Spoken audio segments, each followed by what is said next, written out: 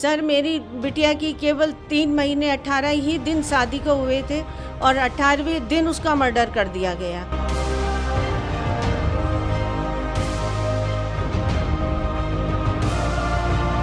और वो 2 महीने की प्रेग्नेंट भी थी, उसके बच्चे को भी मार दिया गया।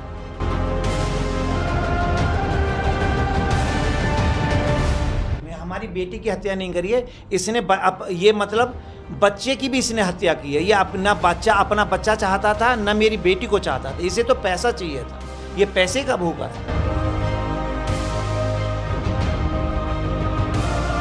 अब मुख्यमंत्री सर से हम तो यही हाथ जोड़ के प्रार्थना करते हैं कि हमारी बेटी को न्याय दें।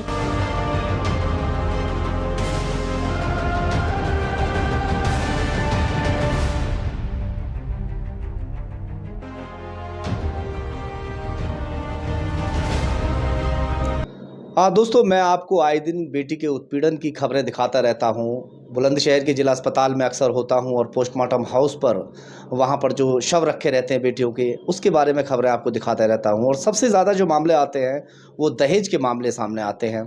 या तो बेटियाँ खुद ख़त्म हो जाती हैं या फिर उनको मार दिया जाता है। एक माता पिता इस वक्त सामने आपको मैं दिखा दूँ, ये अपनी बेटी के लिए लड़ाई लड़ रहे हैं। बेटी आज इस दुनिया में नहीं है। बेटी वायुसेना में थी, अच्छी खासी सैलरी थी, 1 लाख से भी ज़्यादा उसकी सैलरी थी, हर महीने 1 लाख रुपए लेती थी। उसका जो हस्बैंड था वो भी वायुसेना में ही है और वो भी 1 लाख से भी ज़्यादा सैलरी लेता था। मगर उसके बावजूद भी जो उसकी डिमांड है वो बढ़ती चली जा रही थी। वो कहता था कि तुम्हारे माता पिता ने जो शादी की है वो बेहद कम पैसे की शादी की है, मैं 20 लाख के लायक नहीं था, 20 लाख रुपए में मुझे निपटा दिया। 20 लाख रुपए से ज़्यादा की मेरी शादी होती, कम से कम 1 या 2 करोड़ की शादी होनी चाहिए थी। तो ये डिमांड जो होती है ना लोगों की, उनकी डिमांड कभी पूरी नहीं हो पाती। चाहे कितना ही बड़ा दहेज दे दो, चाहे कितने ही पैसे उनको दे दो, डिमांड हमेशा दहेज लोभियों की बढ़ती ही रहती है।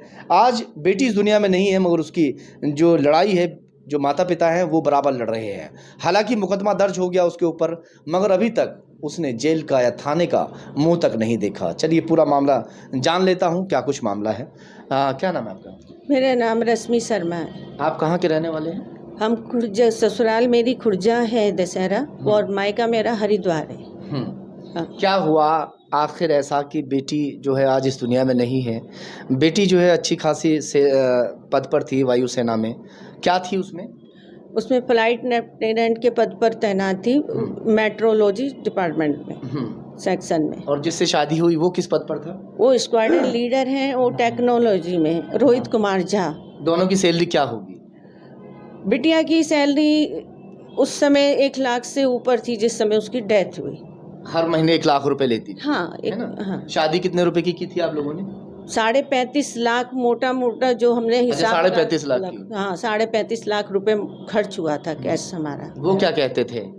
बिटिया ये कहते थे कि शादी तो में ऐसी होनी चाहिए कि लड़की सुंदर होती और पैसे वाली होती। तो बेटा मतलब आपकी बिटिया सुंदर नहीं थी क्या?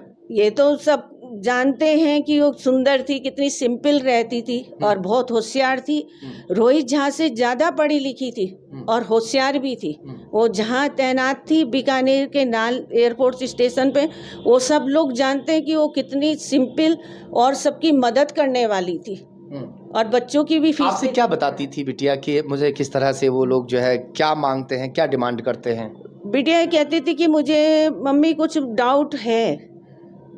डाउट लगता है कि बिहेवियर में उस समय जो बात हो रही थी उसके बिल्कुल विपरीत है और हर चीज़ बदलती भी नज़र आई है। इसीलिए मैंने पापा से शादी से पहले दिन भी मना किया था कि पापा आप ना कर दीजिए। हमेशा इस बात पे आर्गुमेंट होता रहता है कि शादी में ये नहीं हुआ, ये नहीं दिया गया, और उन बातों को, लेन देन को लेके हमेशा टेंशन क्रिएट करके रखते हैं। क्या कहते थे?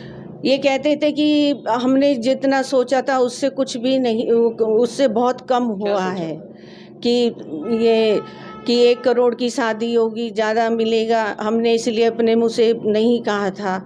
सर आप पिता हैं ना? हाँ जी सर, ऐसा है कि मेरी बेटी की शादी जब रिश्ता तय किया था हमने, जब रिश्ता तय किया था तो 20 लाख में रिश्ता तय हुआ था। और उसके बाद जब शादी मतलब हो गई तो फिर मेरी बेटी को जब पहले इन्होंने कोर्ट मैरिज की, तो ये कोर्ट मैरिज की भी इन्होंने जो है इनके पिताजी ने मतलब ये कोई षड्यंत्र था इनका। और उस कोर्ट मैरिज हो जाने के बाद में और जब बेटी के संपर्क में, क्योंकि आवास जो सरकारी आवास था वो बेटी के नाम पर ही था, बेटी के नाम पर ही, और बेटी के नाम के वाले आवास में ही आ गया। बेटी ने ही फैमिली एकोमोडेशन अपने नाम पे अलॉट कराया था क्योंकि मदर साथ में रहती थी। मैं तो एनटीपीसी दादरी में था। तो शादी में सर जो टोटल खर्चा हुआ वो 35.5 लाख खर्चा हुआ। अच्छा। हाँ, तो मैंने जो खर्चा किया वो 28 लाख के करीब मैंने खर्चा किया और 7-7.5 लाख रुपया बेटी ने खर्चा किया अपने अकाउंट से, और 5 लाख बेटी ने अपनी शादी के लिए लोन भी लिया हुआ था। उसने अपने पीएफ से लोन लिया था और ये कहता था लड़का कि हमारे में तो 80-80 लाख तक के रिश्ते आ रहे, 1-1 करोड़ तक के रिश्ते आ रहे, तेरे बाप ने तो 20 लाख में ही सारा काम निपटा दिया। जबकि मैंने टोटल जब हिसाब लगाया बेटी का और मैंने अपना कर लगाया सर हिसाब, तो उसमें करीब 35.5 लाख रुपए खर्चा किया। लेकिन इनका पेट नहीं भरा, इनका पेट नहीं भरा, ये दहेज लोभियों का पेट नहीं भरा। अल्टीमेटली कुल मिला के पैसे के लिए इसने मेरी आखिरी बार बिटिया से कब बात हुई थी आपकी? मेरी लास्ट में जब ये 26 को वहाँ आई थी Sarsawa Saharanpur air force station में, तो उसने मुझसे 2 घंटे वीडियो कॉल पे बात की। उसने मुझको इनके सबके विषय में, अपनी सास के मरने से पहले कितने दिन, अच्छा 27 को उसकी डेथ हुई है और 26 को उसने मुझसे 2 घंटे बात की। और ये पहले ही बोल दिया था मुझसे मॉर्निंग में कि मम्मी आज आप बिल्कुल फ्री रहना, मैं आपको सब कुछ बताना चाहती हूँ, बात करना चाहती हूँ आपसे डिटेल में। तो मैंने कहा ठीक है। तो उसने मुझको दोपहर के टाइम में फ़ोन किया, शाम को 6 बजे तक उसने मुझसे बात की और उसने सब कुछ बताया कि ये किस किस तरीके से परेशान करते हैं, इससे तो अच्छा ये अलग रहते। और ये पैसे की हमेशा डिमांड रहती है, मम्मी की भी हमेशा कुछ ना कुछ किसी न किसी जरिए पैसे की डिमांड रहती है। और अनैतिक संबंध भी हैं सर लड़कियों से, सही कुल मिला के बात है। और नाम सर उसका नहीं पता, ये तो बेटी को ही नाम मालूम होगा। हम दामाद का नाम है रोहित कुमार झा, स्क्वाड्रन लीडर, और उनका नंबर है, एम्प्लॉय नंबर है 34,236 बी। ये कहाँ तो टेक्निकल में है सर, ये तैनात, ये बीकानेर में ही थे सर। ये मेरी बेटी से शादी करने के लिए अपना ट्रांसफ़र सूरतगढ़ से करा के बीकानेर ही आ गए थे। और फिर इनकी जो ड्यूटी चल रही थी कहाँ चल रही थी दोनों की? ये वो अब तो शादी हो गई तो बीकानेर में ही थे सर, ये दोनों ही पोस्टेड थे बीकानेर में। अच्छा। हाँ, और बेटी की जो इंस्पेक्शन के लिए ड्यूटी लगाई गई वो भी काम बेटी का नहीं था, उसकी तो जानबूझ करके लगाई गई है वहाँ पर बीकानेर। लास्ट टाइम में आपको किसने बताया कि बेटी खत्म हो गई? सर ये तो हमें सोशल मीडिया से पता चला। अच्छा। हाँ, ना हमारी बेटी के हस्बैंड ने बताया। जब हमको सोशल मीडिया से पता चला, न्यूज़ से पता चला, हमारे और जो लोग मिलने वाले उनका फ़ोन आए, उनके फ़ोन आए कि ऐसे ऐसे करके कि इनको संजीवनी की मदर को कि भाई बहन जी, वो जो भाभी जी भाई साहब का नाम आ रहा है और संजीवनी का नाम आ रहा है कि ऐसे ऐसे बात हो गई। तब हमने कंफर्म करने के लिए इसने बेटी के फ़ोन पे फ़ोन किया, तो बेटी ने तो फ़ोन उठाया नहीं। तो कोई पूजा विंग कमांडर करके थी सरसावा में, उनसे बात हुई तो उन्होंने भी नहीं बताया कि डेथ हो गई है। तो उन्होंने कहा बट डॉक्टर चेक कर रहे हैं, उनके हस्बैंड को बता देंगे, हम उनसे बार बार पूछते रहे, उन्होंने नहीं बताया। और मैंने फिर अपने दामाद को फ़ोन लगाया, आपके दामाद के फ़ोन पे फ़ोन लगाया तो उन्होंने फ़ोन नहीं उठाया। सब कोई किसी के 3-4 बार मैंने फ़ोन लगाया, तब उनको बताया, कोई मिस्टर कपूर करके थे, हाँ कोई कपूर करके थे मिस्टर बिंग, वो भी स्क्वाड्रन लीडर थे। उन्होंने कहा, तो उनसे मैंने पूछा, मैंने कहा भाई साहब आप एक चीज़ बताइए, रोहित से हमारी बात करवा दो। तो उन्होंने रोहित से बात न कराने की बजाय, और उन्होंने तो हमने पूछा देखो दाएं बाएं की बात मत बताना हमको, मैं संजीवनी के माता पिता बोल रहे हैं, खुर्जा से बोल रहे हैं, हम वृद्ध हैं, आप ये बताइए संजीवनी जी लाइव और नॉट लाइव। तो उन्होंने कहा संजीवनी जी नॉट लाइव। तो सर अब हमारी हालत की स्थिति होगी माँ बाप की, हम दोनों ही माँ बाप रहते हैं खुर्जा। कहाँ खत्म हुई थी, घर पे या कहीं? वो सहारनपुर में एयरफोर्स स्टेशन में। और सर जब तक हम पहुंचे वहां पर तब तक उसका पोस्टमार्टम और उसका पंचायतनामा हमारे पहुंचने से पहले शुरू कर दिया। और हमें हमारे दामाद और हमारे दामाद के परिवार वाले हमको वहीं मिले, लेकिन हमें कहा गया कि साहब मैं वहाँ मौजूद नहीं था। भाई तुम वहाँ ही मिले, सब वहाँ बोलो, हमारे से पहले सब कुछ खत्म कर दिया। क्या पता चला किस तरह से खत्म हुई, क्यों खाया जहर, क्या खिलाया, क्या हुआ?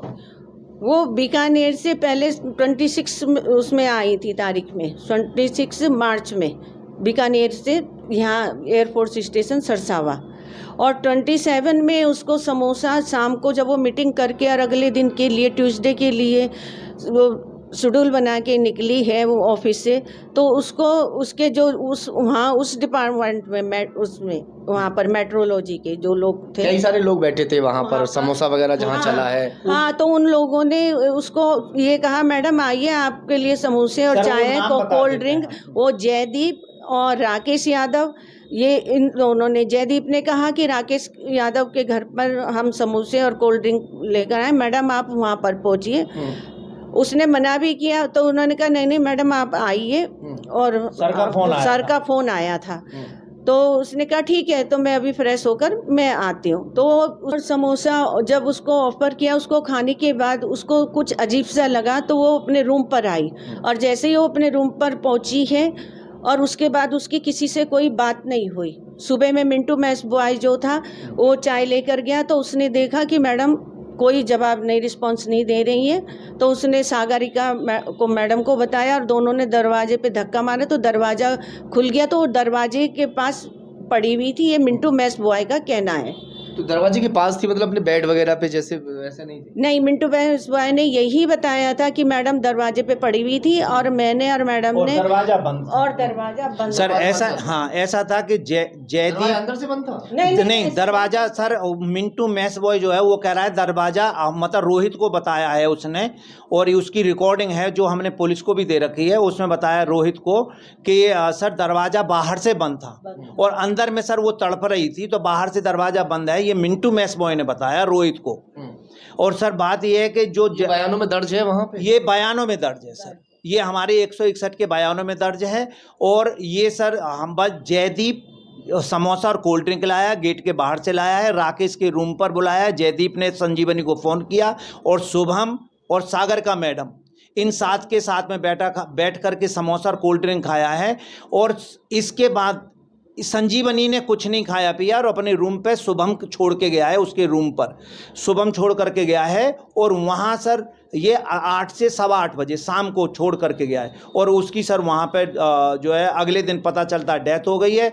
और 8 में क्या कुछ कार्रवाई हुई है सर? इसमें हमने FIR दर्ज करा दी, और FIR दर्ज करा दी है, अभी उसमें चार्जशीट लग गई, लेकिन सब कुछ हो गया। अभी आज तक की तारीख तक वो आज पुलिस में भी नहीं गया, मतलब किसी थाने की तो बात छोड़िए सर, वो चौकी में भी नहीं बुलाया गया। सर मेरी बिटिया की केवल 3 महीने 18 ही दिन शादी को हुए थे, और 18वें दिन उसका मर्डर कर दिया गया, और वो 2 महीने की प्रेग्नेंट भी थी, उसके बच्चे को भी मार दिया गया, उसकी भी हत्या कर सर, एक हत्या नहीं करी है, हमारी बेटी की हत्या नहीं करी है इसने, ये मतलब बच्चे की भी इसने हत्या की है। ये अपना बच्चा चाहता था, ना मेरी बेटी को चाहता था, इसे तो पैसा चाहिए था, ये पैसे का भूखा था। हम ये चाहते हैं कि सर माननीय मुख्यमंत्री जी से और माननीय प्रधानमंत्री जी से, श्री नरेंद्र मोदी जी सर से, और श्री आदित्यनाथ योगी जी मुख्यमंत्री सर से हम तो यही हाथ जोड़ के प्रार्थना करते हैं कि हमारी बेटी को न्याय दें,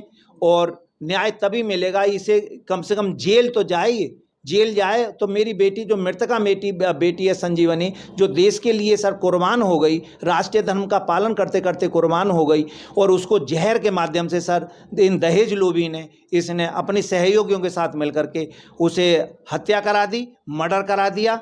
और सर मेरा बस अनुरोध यही माननीयों से यही है कि माननीय मुख्यमंत्री जी आदित्यनाथ जी से और माननीय प्रधानमंत्री श्री नरेंद्र मोदी जी से कि उसको न्याय दिलाएं, और इसको जो है इसको रोहित कुमार झा को, इन दोषियों को सजा दिलाएं, और इसके सहयोगियों को भी सजा दिलाएं, कि ताकि भविष्य में अन्य किसी बेटी के साथ ऐसा ना हो जैसे मेरी बेटी के साथ इन्होंने किया है।